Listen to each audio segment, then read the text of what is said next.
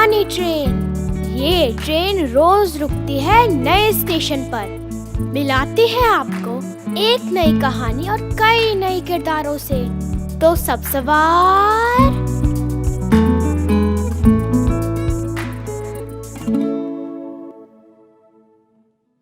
आइए सुने आज की कहानी बातें। इसे लिखा है शशि सबलोक ने प्लूटो पत्रिका के लिए। पापा रोज सुबह चुपचाप मेरे पास आते हैं और धीरे से मेरे कान में बोलते हैं, उठ जाओ, 6 बज गए हैं। और फिर मुझे चादर से अच्छे से उड़ाकर चुपचाप चले जाते हैं।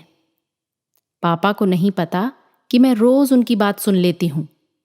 मम्मी पापा तो यही समझते हैं कि 7 बजे जब मम्मी जोर जोर से बोलती हैं, उठो उठो भाई उठो, देर हो रही है, तभी मैं उठती हूं।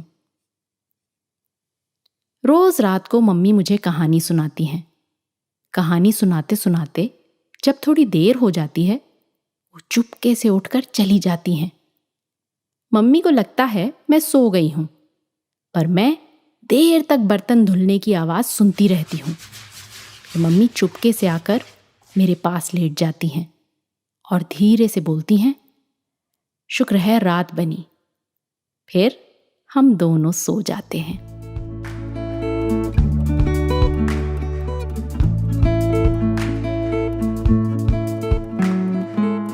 आशा है ये कहानी आपको पसंद आई होगी। ये कहानी आपके लिए लाए रेखता, नई धारा और प्रथम।